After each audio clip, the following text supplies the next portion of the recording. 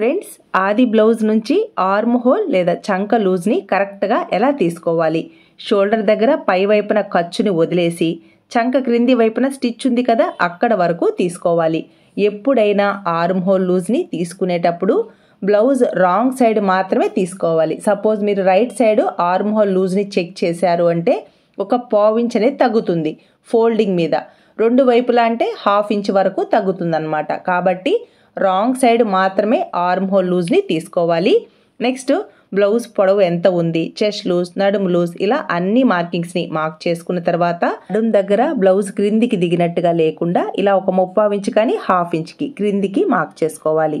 మన మెథడ్లో చెస్ట్ లూజ్ని బట్టి ఫుల్ షోల్డర్ని మార్కింగ్ చేస్తాం కదా, అలా మార్క్ చేసుకున్న తర్వాత షోల్డర్ స్ట్రిప్ ఎంత ఉందో మార్క్ చేసుకోవాలి. నెక్ వెడల్పుని కూడా కరెక్ట్గా మార్క్ చేసుకొని ఆది బ్లౌజ్ని ఇలా కరెక్ట్గా మిడిల్లోకి ఫోల్డ్ చేసుకొని బ్యాక్ పార్ట్ నెక్ డీప్ని మార్క్ చేసుకోవాలి.